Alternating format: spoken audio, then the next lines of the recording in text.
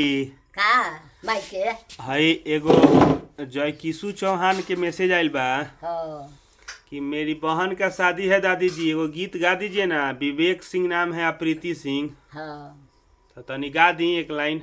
अच्छा।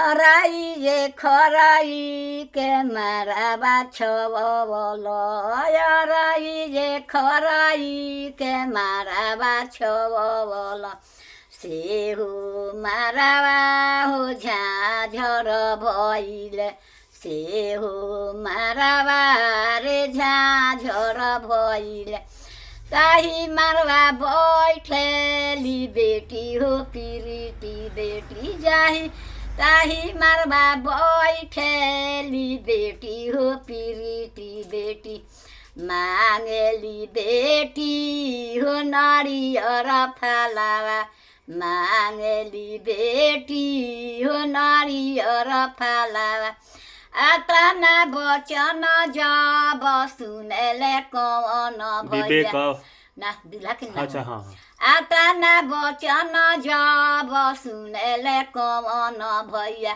चली दिहले हो नरियर देशवा, अधे तेरे भेटेले सारो बहनोइया,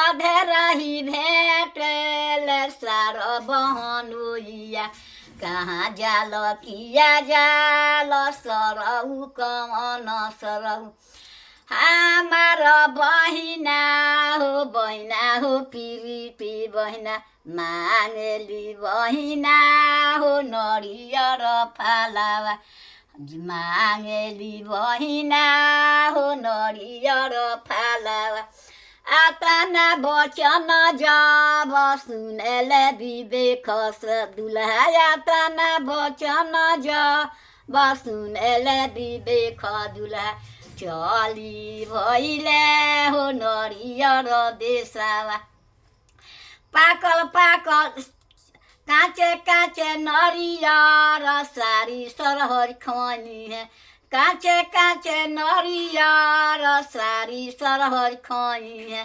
पाकल नरियर पिरिति सुगवा खनी है, पाकल नरियर पिरिति सुगवा खनी है। ठीक बा मामी जी, बहुत बहुत धन्यवाद।